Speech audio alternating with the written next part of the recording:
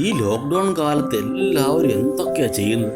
പാട്ട് പാടുന്നു, ഡാൻസ് കളിക്കുന്നു, അഭിനയിക്കുന്നു, എല്ലാം കൂടെ എടുത്ത് സമൂഹ മാധ്യമം വൻ ഹിറ്റാകുന്നു, എല്ലാവരും അറിയപ്പെടുന്നു. സഹിക്കാൻ വയ്യ കേട്ടോ. അസൂയാണോ എന്ന് ചോദിച്ചു കഴിഞ്ഞാൽ എനിക്കറിയത്തില്ല. അപ്പം അസൂയായിരിക്കും കേട്ടോ.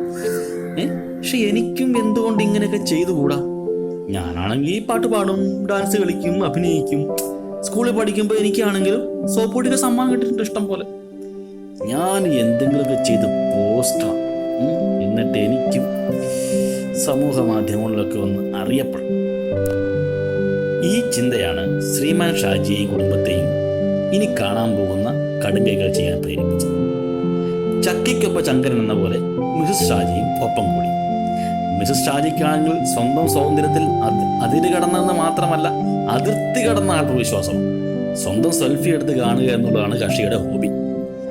ഇവരുടെ രണ്ടുപേരുടെ ഇടയിൽ അന്തം വിട്ട് കുന്തം വിഴുങ്ങി എന്ത് ചെയ്യണമെന്ന് അറിയാതെ സഹാവസ്ഥയിലാണ് ഇവരുടെ മോളും. നമുക്ക് ഈ വീട്ടിലെ കാഴ്ചകളിലേക്ക് ഒന്ന് കടന്നു ചെല്ലാം.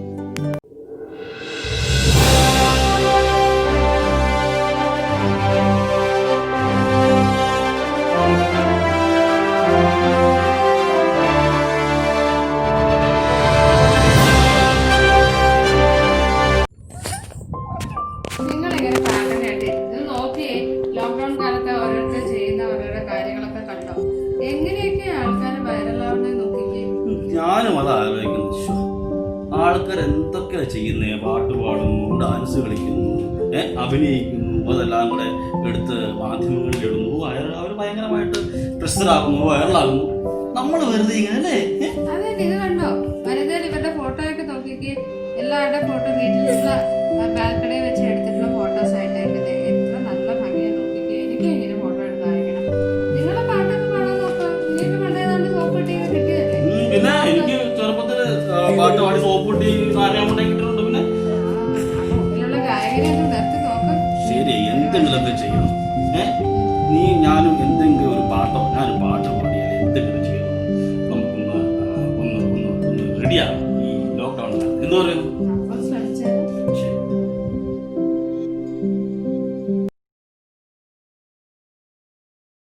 അച്ഛൻ രാവിലെ പാട്ട് തുടങ്ങിയെന്ന് തോന്നുന്നു.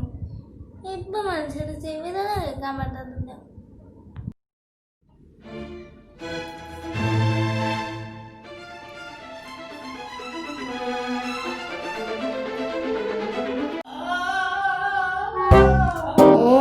ഈ മനുഷ്യനെ കൊണ്ട് ഞാൻ തോറ്റു.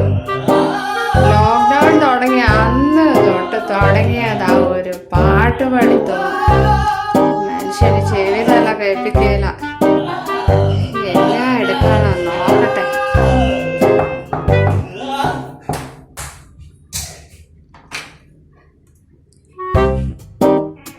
ഇതുവരെ നിങ്ങളുടെ പാട്ട് പഠിത്തം കഴിഞ്ഞില്ലേ? ലോക്ക്ഡൗൺ തീരാറായി. ഇതേ നീ എന്താ കരുതിയേ? ഞാൻ രവീന്ദ്രൻ മാഷിന്റെ പാട്ടാ പഠിക്കുന്നത്. അറിയോ? ചുമ്മാ ഒന്നും പാടാൻ പറ്റത്തില്ല. അത് എല്ലാ സ്വരങ്ങളും കൃത്യമായിട്ട് ഹൃദ്യസ്ഥമാക്കണം. എങ്കിൽ മാത്രമേ പാട്ട് നല്ല സൂപ്പറായിട്ട് ഹൃദ്യസ്ഥമാകത്തുള്ളൂ. അല്ലെങ്കിൽ അത് വൈറലാകത്തുള്ളൂ. 10 ആൾക്കാർ കാണുന്ന പാട്ടാണിത്. നീ നോക്കിക്കൂ. അവസാനം ഹാരം പൂച്ചണ്ട് മുതലായ കൊണ്ടുപോയി തന്നെ വീർപ്പ് പൊട്ടിക്കരുതേ എന്നുള്ള ഒരു അപേക്ഷയുള്ളൂ കേട്ടോ.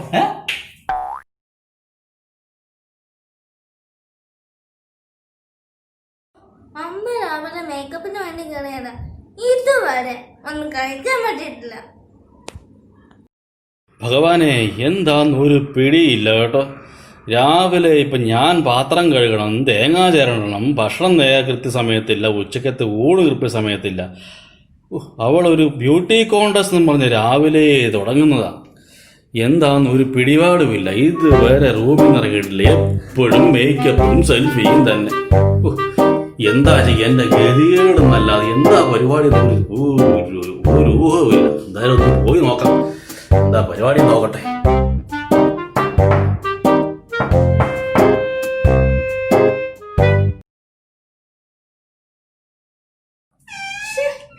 കുറച്ച് സമയം കൂടി വെയിറ്റ് ചെയ്യുന്നേ. ഞാൻ ഒരുങ്ങിയൊന്നും കഴിഞ്ഞില്ല. നല്ലതുപോലെ ഒരുങ്ങിയിട്ട് വേണ്ടേ ഫോട്ടോ എടുക്കാനായിട്ട്? നീ രാവിലെ മുതൽ ഉറങ്ങുന്നതാണല്ലോ. എനിക്ക് ഭക്ഷണം കിട്ടിയിട്ടില്ല ഇതുവരെ. എനിക്ക് ചോറ് കിട്ടിയിട്ടില്ല. വിശക്കുന്നു. ഇങ്ങോട്ട് വന്നേ ചേട്ടാ. ഇത് നോക്കിക്കേ. ഈ സാരി എടുത്തിട്ടുള്ള ഫോട്ടോ ആണെങ്കിലും നന്നായിരിക്കോ? ഇത് വനിതാ കോൺടെസ്റ്റിനാ കേട്ടോ. നല്ലതുപോലെ വേണം ഒരുങ്ങിയിട്ട് അയക്കാനായിട്ട്. ഇതോ ഈ സാരിയുടെ കൂടെ ഈ പാടി ഇട്ടാലോ?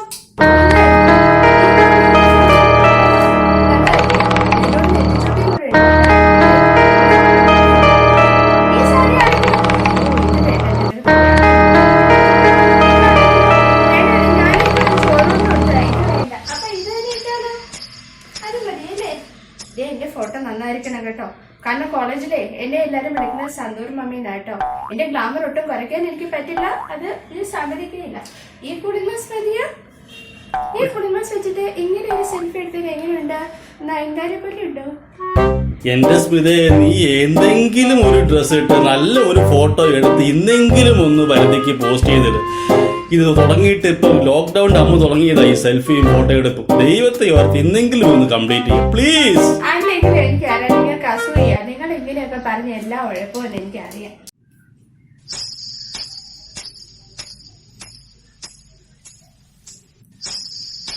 ഇവിടെന്ത് തെക്കിനിയിലെ നാഗവല്ലിയോ?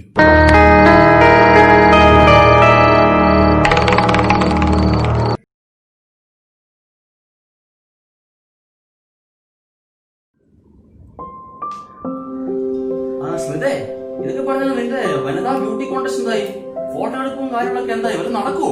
അതൊക്കെ അവിടെ നിൽക്കട്ടെ. നിങ്ങൾ ഒരു പാട്ടെങ്കിലും പഠിച്ചോ? ലോക്ക്ഡൌൺ തുറന്നതിന് ശേഷം ഒരു വരിയെങ്കിലും പഠിച്ചോ?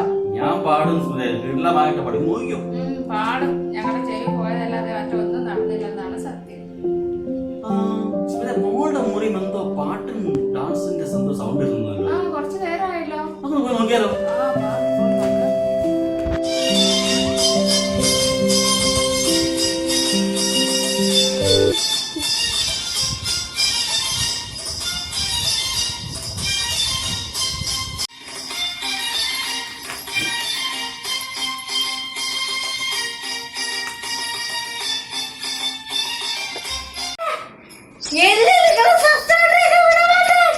നിങ്ങളുടെ ഒരേ ഒരു ഫോട്ടോ പാട്ട് കൊണ്ട് ഇവിടെ പോയിക്കോളും.